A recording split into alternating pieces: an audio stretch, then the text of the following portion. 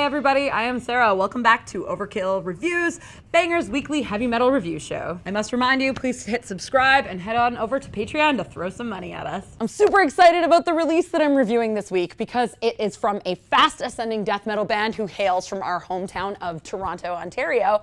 And not only that, this is my first review of a local band that's been aired because my audition, which was on Demontage, hasn't yet. So now we're gonna talk about a band that's here. Yay.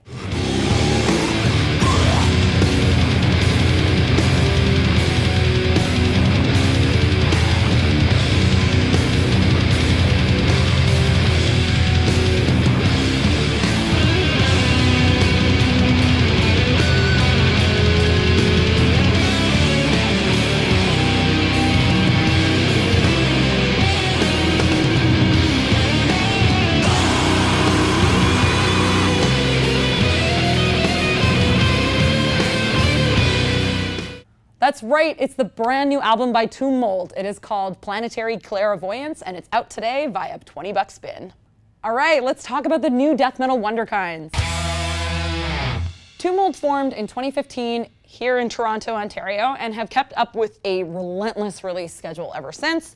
They've released multiple demos, EPs, a compilation, and now they're on their third full length already, which is the follow-up to the very acclaimed album, Manner of Infinite Forms. This one came out in 2018, and it really is what saw the band break out.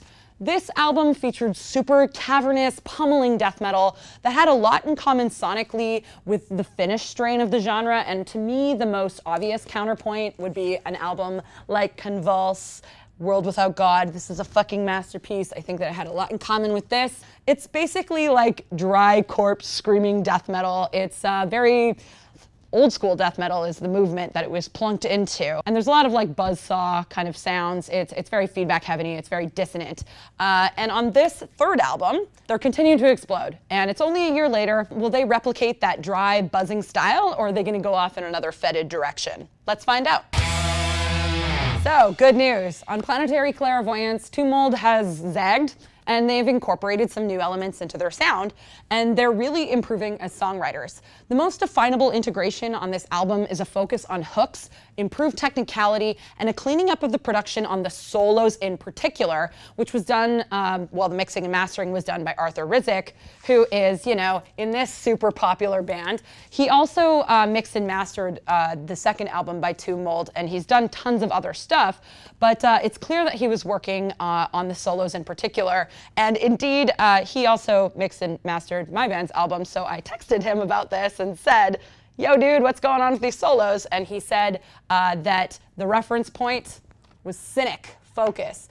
And that is indeed what I would compare this album the most to, is Focus. I think another reference point would be Atheist, and also, Gorguts. Erosion of Sanity. Whereas the last album felt really cavernous and filthy, this one feels more refined and technically proficient. For example, on the self-title or the title track of the album, Planetary Clairvoyance, there's this great floating solo that kind of jars and slides amidst these hammering drums and super guttural vocals, which eventually transform into this really battering ram segment, and then it just abruptly ends. I love songs that abruptly end if the punch is nicely delivered, and on this one it really is. Later on, there's this song called Phosphorine Ultimate, and it's basically an unsettling interlude that spans about 3 minutes. It's got clean guitars and what sounds like an unintelligible voice garbled over a radio, and instead of sounding like filler, it's unsettling. And then eventually we head into Infinite Resurrection, where we get the strongest hook of the album around the 1 minute and 28 second mark. At that point, things simplify a bit and the riff just kind of chugs along, and then these uber guttural vocals provide this really cool counterpoint. The next song with a great amount of hooks is called Accelerated Phenomenae. Ugh, I'm so good at fucking up words, I know. This song is great. It's got awesome chugging start-stop sections that will definitely snap some necks. When performed live from the headbanging, that's gonna be a good time. That's great. There's also a really good shredding high neck solo in that song. Finally, the once again unsettling sample kind of track. It's called Heat Death. That one closes the album. I think in this song, there's either an entire alien race that is dying in the blistering heat, Or maybe they are incubating and they're gonna blast us to death with their heat rays a la War of the Worlds. But who knows, sci-fi death metal rules, so listen to other bands that are in that vein like Nucleus. But I digress. This album is only 39 minutes, and that's perfect because you're actually left wanting more. Now, I'm supposed to talk about the bad parts, and really there's not much to say. At first I thought, there's not enough hooks in this album. But then I did that thing as a reviewer where you listen to an album multiple times and then you start realizing, hey, I'm on listen number 7 and I've heard this many more hooks, and then number 10 and then there's this memorable part, and all those things started really sticking in.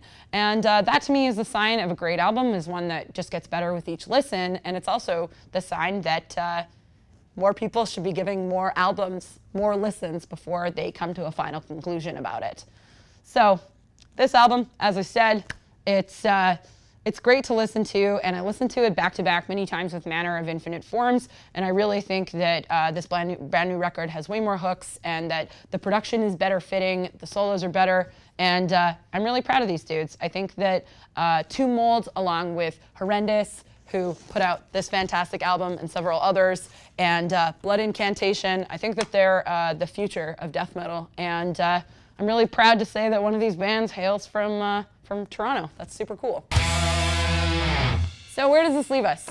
Well, it leaves us with a damn good modern death metal album, with one foot in the past and another firmly in the future. For all those reasons, I'm giving it 4.5 skulls out of 5 here on Overkill Reviews.